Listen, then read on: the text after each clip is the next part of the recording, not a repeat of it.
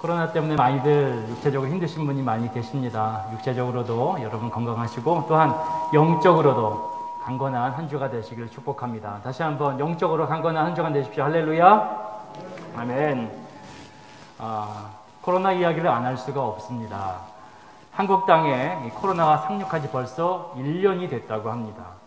지난해 1월 20일에 한국에 처음으로 코로나 확진자가 나왔다고 해요. 그러니까 벌써 1년이 된 거죠. 우리 뉴저지 성전도 작년 3월 초쯤에 이제 성전 예배에서 온라인 예배로 전환이 되었고요. 그렇고 보니까 벌써 이제 조금 지나면 우리 뉴저지 성전도 1년, 이 코로나를 맞은 지 1년이 벌써 되는 것 같습니다. 지나온 1년이 어떻습니까? 마치 안개가 자욱한 초행길과 같은 길이었습니다. 더군다나 이 길은 우리가 함께 손을 잡고 걸어갈 수 있는 길도 아니었다는 것이죠. 그리고 이 길은 서로의 거리를 두고 걸어가야 하는 길이었습니다. 초행길, 그리고 함께 손을 잡고 함께 갈 수도 없는 길이었고, 그리고 가까이 할 수도 없는 그 길이었습니다. 그리고 마스크를 끼고 서로 얼굴도 바라보지 못한 채 가야 하는 그러한 길이었죠. 한마디로 정리하면 모든 것이 불확실함의 길이었습니다. 그렇기 때문에 오늘 우리는 그 어느 때보다도 좀 확실한 미래를 보기를 원하는 것 같습니다. 분명한 비전에 대한 갈급함이 있는 때가 바로 지금 오늘 이 시대가 아닌가 하는 생각이 듭니다. 여러분, 눈이 열리고 밝게 본다는 것에 관련된 단어가 있는데 그것이 바로 비전입니다. 비전. 이 비전의 사전적 의미는 크게 세 가지인데 시력, 그다음 환상, 상상력입니다. 비전이라는 단어의 원래 어원이 어디서부터 왔느냐? 라틴어 비데레라는 단어에서 온 것입니다. 보다라는 뜻인 것이죠. 보다라는 것에서 비전이 온 것입니다. 말 그대로 무엇을, 사물을 바라보는 우리의 시각입니다. 이렇게 바라보는 우리의 시각. 이런 의미에서 나온 비전이라는 단어는 중세시대에는 상상력, 상상이라는 것이 이 비전에 추가가 되는 것입니다. 보는 것에 상상이 추가되는 것이죠. 그리고 현대 영어에서는 우리가 보는 시각, 시력, 그리고 상상 플러스 환상, 이런 의미들이 복합적으로 비전이라는 것에 왔는데 그 시작은 바로 보는 것이라는 것이죠. 비전을 가졌다, 여러분 무슨 뜻일까요? 바로 보는 눈이 열렸다는 것입니다. 우리의 보는 눈이 밝게 열렸다라는 것이 비전입니다. 우리 인간은 이 보는 것에 대한 갈망과 갈급함이 있었던 것 같습니다. 지금으로부터 무려 100년 전에도 사람들은, 우리 인류는 인류의 비전에 대해서, 우리의 앞길에 대해서 많이 고민했던 것을 볼 수가 있습니다. 어느 기사를 보니까 1910년에 앞으로 100년 후에 우리의 미래의 비전은 무엇인가, 그것을 미리 내다본 많은 학자들이 모여서, 각 분야의 전문가들이 모여서 우리의 미래, 우리가 나아갈 길, 앞으로의 비전이 무엇인지에 대해서 예측을 해봤다고 하는 것이죠. 거기에 뭐라고 정리가 되어 있느냐? 다음과 같은 10가지가 기록이 되어 있다는 겁니다. 무선 전화기가 출현할 것이다. 통일 유럽이 아시아의 위협을 막기 위해 태동한다. 그리고 핵무기가 나올 것이다. 2009년에는 이 신문이 사라지고 전자신문이나 멀티미디어 시대가 도래할 것이다. 산악인이 달나라를 등반할 것이다. 태양열 주택이 나올 것이고 사과가 수박만해질 것이며 부모 없는 출산도 이루어질 것이다. 최저임금 그리고 주 5일 근무도 현실이 될 것이다. 남자와 여성의 성의 그런 개념이 무너질 것이다. 그리고 마지막으로 물이 부족해서 물이 금값이 될 것이다 라는 100년 전에 100년 후의 길을 바라보는 그것들을 정리해 놓은 것이 있는데, 여러분 놀랍지 않습니까? 100년 전에 그들이 바라본 이 미래는 정확하게 오늘날 다 이루어졌다라는 것이죠. 어느 것 하나 이루어지지 않은 것이 하나도 없는 것 같습니다. 그만큼 우리 인간은 우리의 앞을 바라보는 것, 내다보는 것에 너무나 큰 갈망과 그 마음이 있는 것을 알 수가 있습니다. 왜 그렇습니까? 우리는 과거에 머물러 사는 존재가 아니라 오늘을 살고 내일을 바라보며 사는 존재이기 때문입니다. 내일 우리가 어디로 가야 하는지를 밝히 보기를 원하는 것, 내일의 비전을 갖기를 소망하는 것이 우리 인간의 내면에 들어있는 것이죠.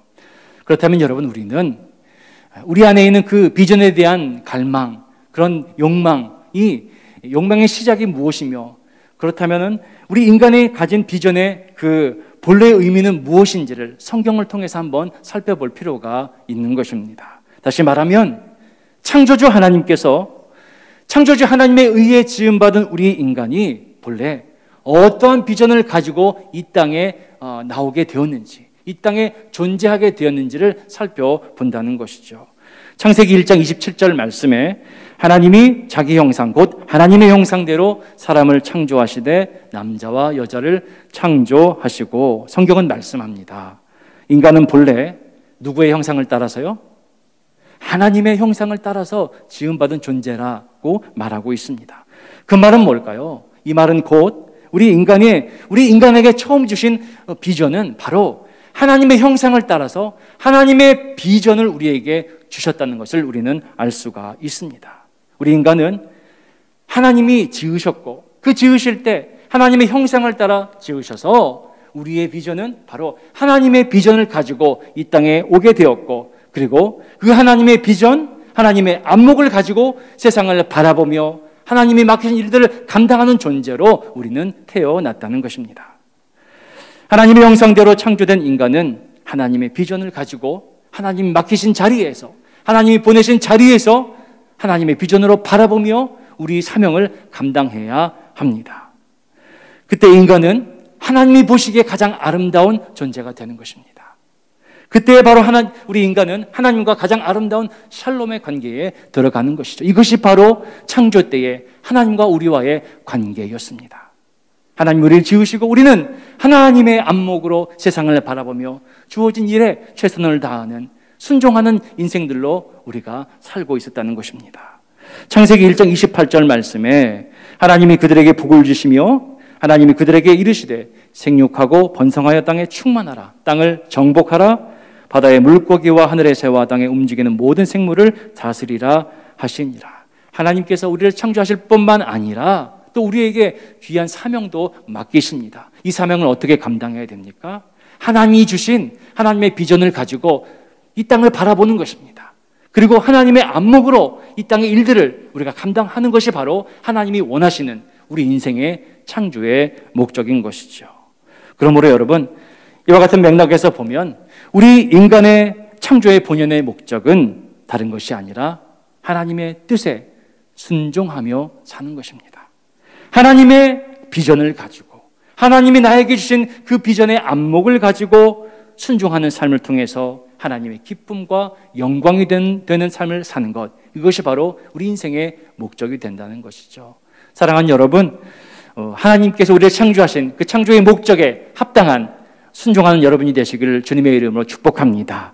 이사야 43장 21절 말씀, 이사야 4, 3, 2, 1 말씀 뭐라고 말씀하고 있습니까? 이 백성은 내가 나를 위하여 지었나니 나의 찬송을 부르게 하려 함이라. 하나님께서 우리를 지으신 목적은 하나님의 안목으로 세상을 바라보며 하나님 께 순종하는 인생을 순종함을 통하여서 하나님의 기쁨과 영광이 되는 것입니다. 저와 여러분이 하나님의 기쁨과 영광이 되는 그러한 한 사람 한 사람이 되기를 다시 한번 주님의 이름으로 축복합니다. 그런데 오늘 본문 창세기 3장에서는 하나님이 주신 비전을 가지고 하나님의 말씀에 순종함으로 살아야 되는 인간에게 찾아온 시험에 대해서 말씀하고 있습니다. 마치 안개를 뿌려놓듯이 하나님이 주신 그 비전을 방해하고 하나님이 주신 비전을 왜곡시키는 사단의 유혹에 대해서 이야기하고 있는 것입니다. 그리고 이 왜곡된 비전은 결국 인간의 범죄함과 타락으로 이어지는 것을 성경은 우리에게 말씀하고 있는 것이죠. 창세기 1장, 2장까지 했죠.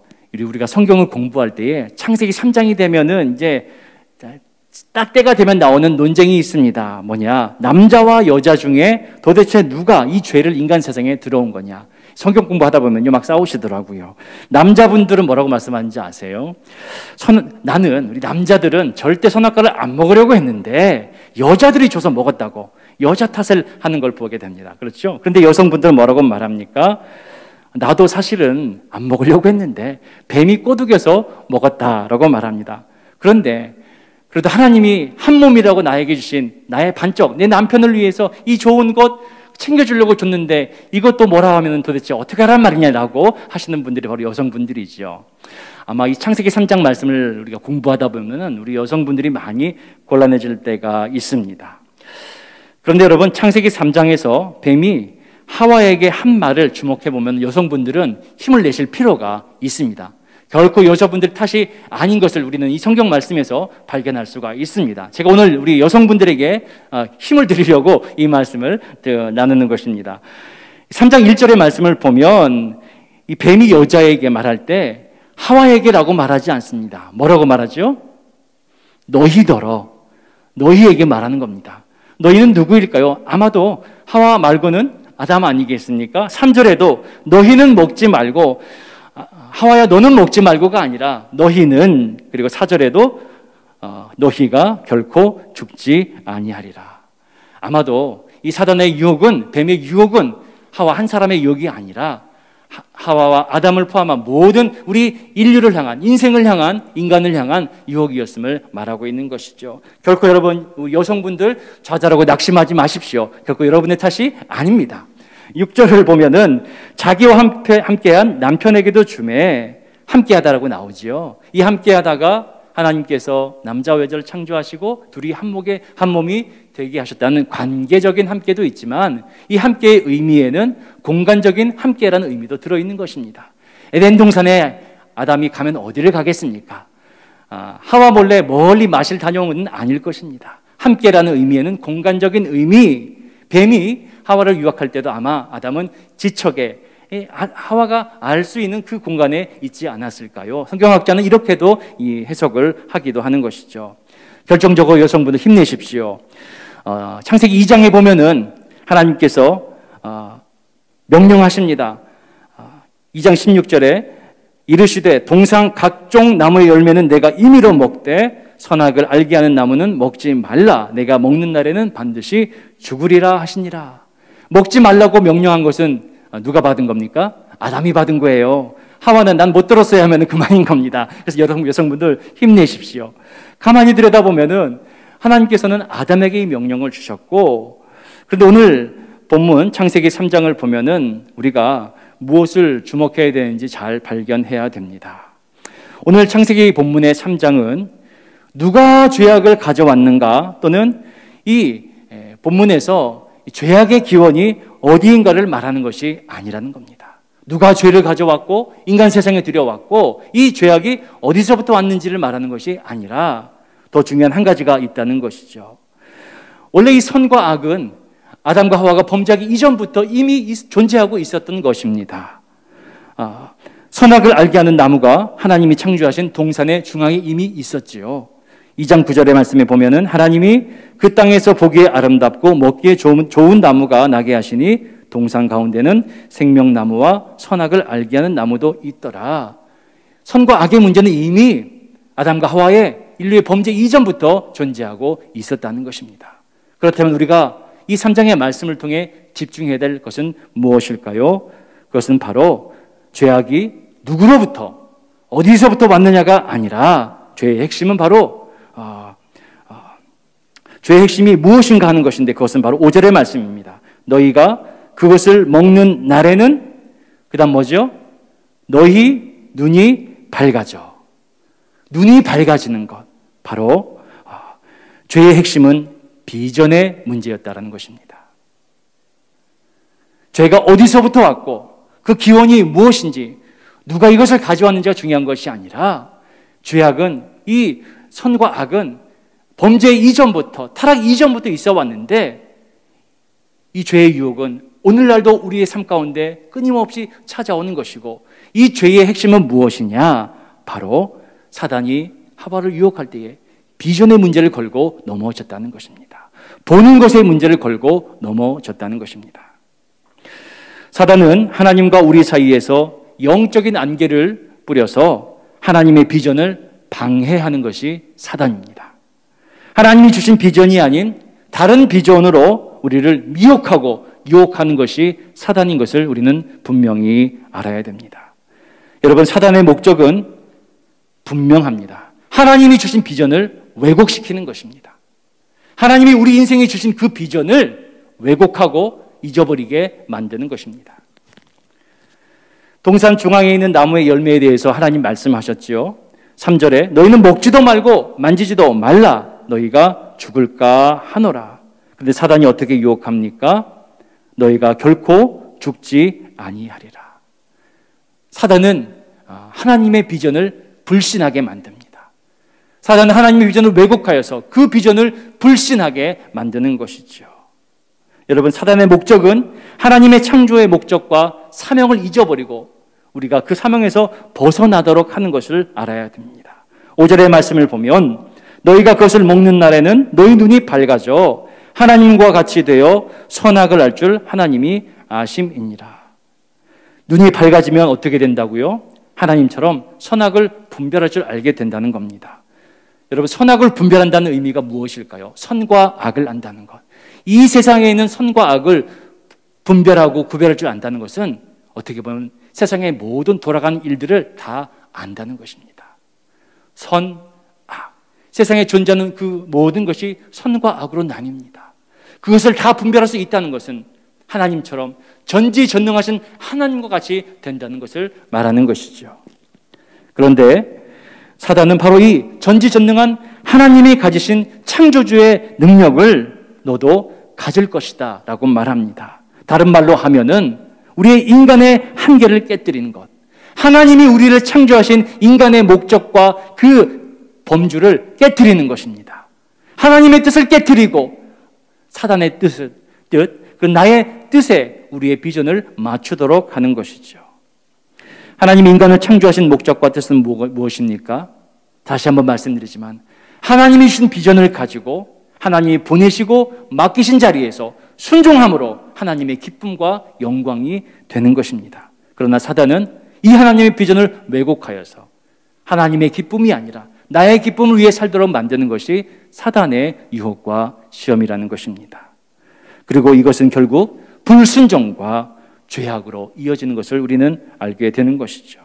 불순종과 죄악은 하나님 사랑, 하나님의 은혜를 저버리고 하나님으로부터 멀어지는 인생들로 변화시킵니다. 하나님께 받은 비전이 왜곡된 사람은 자신의 뜻을 하나님의 뜻이라고 하면서 자기 합리화로 교만한 인생을 사는 자입니다. 그런데 여러분, 이 에덴 동산의 죄의 문제는 비단 창조의 때에 아담과 하와의만의 문제는 아니라는 것입니다. 끊임없이 사단은 오늘도 우리의 삶에 찾아와서 마치 뱀이 하와에게 찾아와서 하나님의 비전을 흔들었던 것처럼 오늘도 사단은 우리의 삶에 찾아와서 우리에게 주신 하나님의 비전을 흔들고 왜곡하고 있다는 것을 우리는 분명히 깨달아 알아야 합니다. 6절의 말씀을 한번 보겠습니다. 6절에 보면 먹음직, 보암직, 지혜롭게 할 만큼 탐스럽기도 한 나무인지라. 무엇입니까? 사단은 우리의 비전을 흔들고 있는 것입니다. 오늘 우리의 삶 가운데도 너무나 많은 다양한 비전들로, 세상의 비전들로 하나님의 비전을 왜곡시키고 우리의 비전을 흔들어 놓고 있다는 겁니다. 우리의 눈과 귀와 우리의 모든 감각이 정말 이끌리도록 세상의 것들로 우리가 가진 하나님의 비전을 흔들어 놓고 있다는 것입니다. 하와가 뱀의 유혹에 넘어갑니다. 무엇입니까? 6절에 여자가 그 열매를 따먹고 자기와 함께 있는 남편에게도 주매 그도 먹은지라. 하와가 뱀에게 유혹에 넘어가서 범죄했다라고 말하는 게 아닙니다. 이것으로 끝나는 것이 아니라는 거예요. 오늘 우리의 삶에도 하와가 뱀의 유혹에 넘어가듯이 하나님의 비전을 잊어버리고 사단이 주는 비전으로 넘어가는 우리의 인생들이 얼마나 많은지를 우리에게 말씀하고 있는 것이죠. 여러분, 뱀의 유혹에 넘어간 그 결과가 무엇입니까? 7절입니다. 이에 그들의 눈이 밝아졌다. 그렇습니다. 이 죄의 핵심은 눈이 밝아지는 겁니다. 어떻게 밝아지는 것입니까? 하나님의 비전으로? 아닙니다. 사단이 주는 세상의 비전으로 눈이 밝아지는 것입니다. 사단이 주는 세상의 비전으로 눈이 밝아질 때 우리의 눈은 어디를 향하게 될까요? 세상을 향하게 됩니다. 하나님의 비전을 가진 하나님의 사람은 하나님이 바라보시는 곳을 바라보는 자입니다. 그러나 세상의 비전, 사단이 주는 비전을 가진 세상의 사람은 하나님이 바라보시는 곳이 아닌 내가 원하는 곳을 바라보는 자이고 세상을 바라보는 자입니다. 분명한 것은 7절 말씀에 이에 그들의 눈이 밝아졌다. 여러분, 이 눈이 밝아지고 새로운 비전이 생긴 것은 하나님으로부터 받은 비전이 아니라 사단이 주는 비전인 것을 분명히 우리는 알아야 합니다. 그럼 여러분, 이 사단이 주는 비전, 사단이 비전으로 얻게 됨으로써 변화된 새로운 비전의 사람의 그 결과는 무엇일까요? 7절 말씀을 계속해서 보면 자기들이 벗은 줄을 알고 무화과 나무 잎을 엮고 치마로 삼았더라. 무슨 말입니까? 부끄러움과 수치를 발견하게 된 것입니다. 세상에 그 좋은 비전을 내가 취하였더니 그가 발견하고 보게 되는 것은 무엇입니까? 자신의 부끄러움과 연약함이라는 것이죠. 하나님의 비전을 가진 사람은요, 자기 자신을 볼 때 만족합니다. 할렐루야. 하나님의 비전을 가진 사람은 자기 자신, 하나님께서 나에게 주신 그 모든 것에 감사하고 만족할 줄 아는 자입니다. 그러나 세상의 모든 하나님의 비전을 빼앗긴 자들은, 세상의 비전에 우리의 마음을 두는 자들은 자기 자신에 만족하지 못합니다. 부끄러워합니다.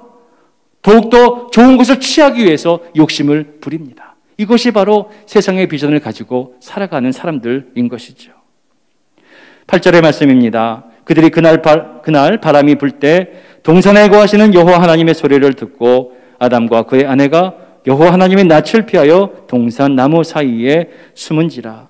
10절에도 계속해서 내가 이르되 내가 동산에서 하나님의 소리를 듣고 내가 벗었으므로 두려워하여 숨었나이다. 사단이 주는 비전을 가진 사람은 하나님을 멀리하게 된다는 것입니다. 하나님을 두려워한다는 것입니다.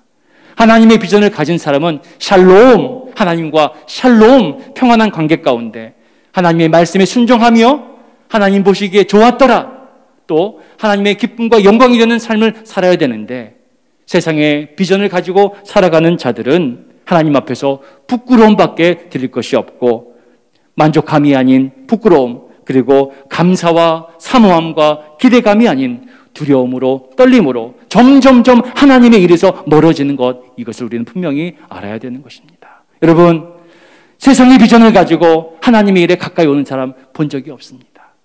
세상의 비전을 쫓아서 열심히 살아가는 자들, 하나님의 비전에 가까이 오는 사람 별로 본 적이 없습니다. 하나님의 사람, 하나님의 비전을 사는 사람들은 하나님이 바라보시는 것을 바라보아야 됩니다. 물질의 비전, 명예의 비전, 출세의 비전, 성공의 비전. 사단은 오늘도 우리의 삶에 찾아와서 너무나 많은 비전들로 우리를 유혹합니다. 너는 보니까 돈 잘 벌게 생겼어. 이쪽에 달란트가 있는 것 같아. 이쪽 비전으로 나가면 잘 될 거야.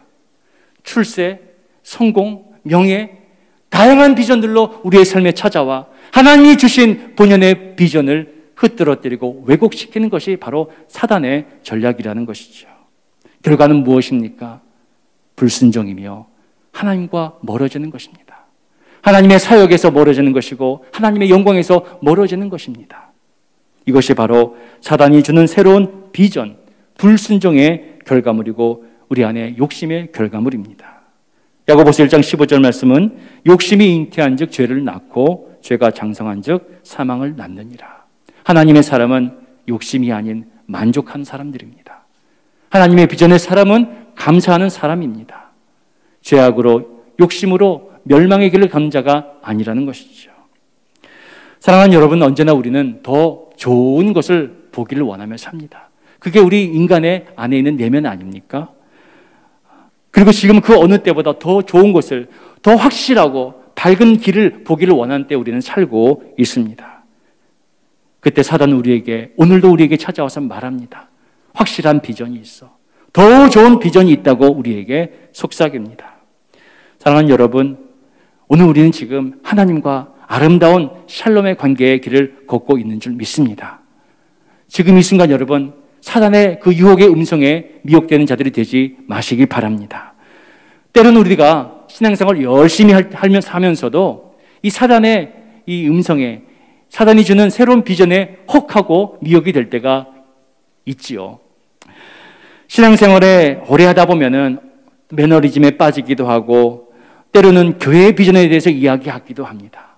또 하나님의 비전이 무엇인지, 또 하나님이 나에게 주신 비전이 무엇인지 고민하고 기도하는 분들을 많이 보아왔습니다. 그런데 여러분, 진정한 비전이 무엇인지를 아십니까? 하나님이 나에게 주신 진정한 비전, 하나님이 교회에 주신 진정한 비전, 하나님이 우리 각 사람에게 주신 진정한 비전은 무엇일까요? 성경으로 돌아가 보십시다. 신약성경 마태복음, 마가복음, 요한복음에 보면은 주님께서 날 때부터 소경된 자, 이 맹인들을 만나시고 그들의 눈을 고쳐주시는 장면들이 나옵니다. 마가복음 10장에는 여리고성에서 예수님께서 소경 바디메우를 고쳐주십니다. 마태복음 20장에도 여리고에 있던 소경 두 사람을 고쳐주시는 장면이 나오고, 또 요한복음 9장에서도 예수님께서는 태어날 때부터 소경되었던 자를 고쳐주시는 장면을 우리가 볼 수 있습니다. 예수님께서 평생을 비전 없이 살았던 자, 보이지 않던 자에게 비전을 주신 것이죠. 눈이 열리게 하신 것입니다. 이제 그는 어디로 갈지 스스로 결정할 수가 있는 것이죠. 왜? 볼 수 있으니까. 보이니까. 내가 갈 곳을 내가 결정할 수가 있는 것이죠. 그런데 예수님께서 비전이 없던 그 소경들의 눈을 열어주셨을 때에 놀라운 일이 일어나는 것을 볼 수가 있습니다. 많은 사람들은 이 말씀의 기적은 주님께서 소경의 눈을 뜨게 하신 것이 기적이라고 말하지만, 더 귀하고 참된 기적은 주님께서 그들의 눈을 열어주셨을 때 소경되었던 자들이 눈을 뜨고 나서 한결같이 예수를 따르니라 라는 고백으로 성경이 기록되어져 있다는 것입니다. 할렐루야. 예수를 따르니라. 하나님의 비전은 주님을 바라보는 것이고, 주님께서 우리에게 비전을 주셨을 때에 주님을 따라가는 것이 우리의 인생의 비전인 것입니다. 나에게 비전이 생겼다고 내가 원하는 비전을 향해서, 내가 원하는 뜻을 향해 나아가는 것은 하나님의 사람, 비전의 사람이 아닙니다. 예수님께서 소경의 눈을 열어주시고 비전을 주셨을 때에 그 인생들은 주님만을 바라보았고 주님이 가는 길을 따라가기로 작정했다는 것입니다. 여러분, 하나님의 비전은 무엇인지 아십니까? 나를 창조하신 창조주 하나님을 바라보는 것입니다. 이것이 바로 하나님의 비전입니다. 하나님의 비전은 무엇인지 아십니까?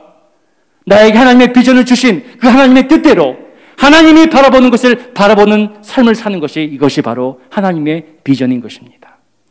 주님의 비전은 무엇인지 아십니까?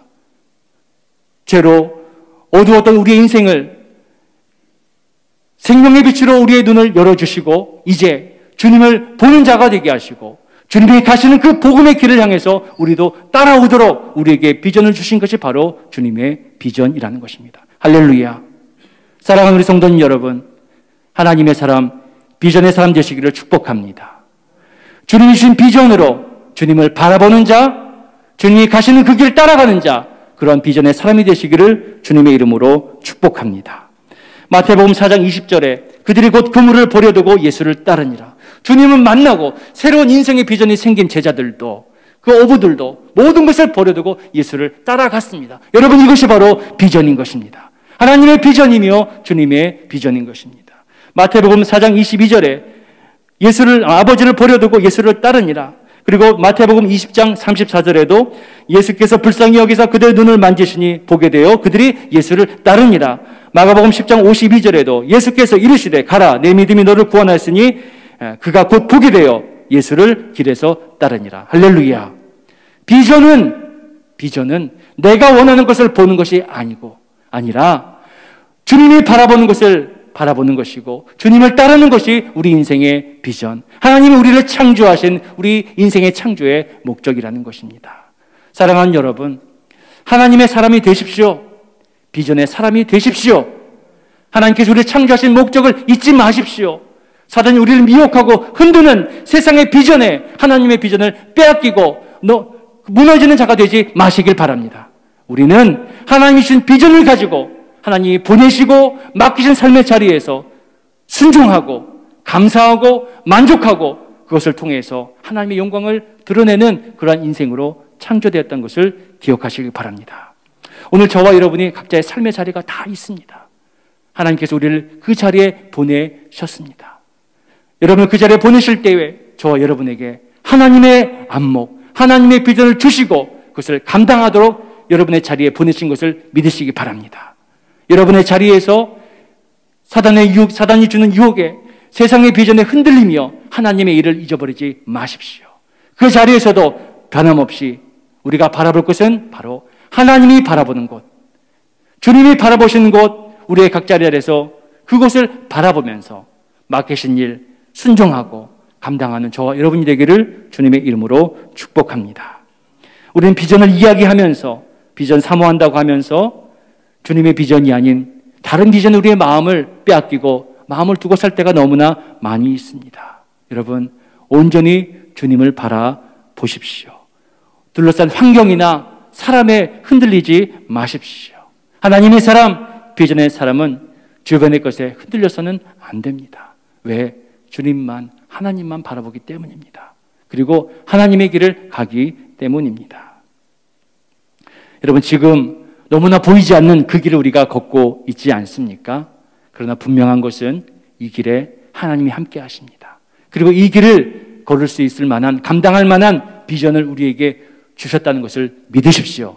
지금 나는 잘 보이지 않아도 어디로 가야 될지 결정할지 할 수 없을지라도 하나님은 여전히 우리와 함께 하시며 우리에게 길을 만드시고 새 일을 행하고 계시는 줄 믿습니다. 할렐루야. 하나님이 여전히 우리와 함께 하시며 이 코로나의 짙은 어둠과 안개 속에서도 우리와 함께 하시며 우리의 길을 밝게 비추시는 비전의 하나님이시며 우리는 그 하나님이신 안목을 가지고 이 어두운 길을 헤쳐나가는 믿음의 한 사람 한 사람이 되어야 될 줄 믿습니다.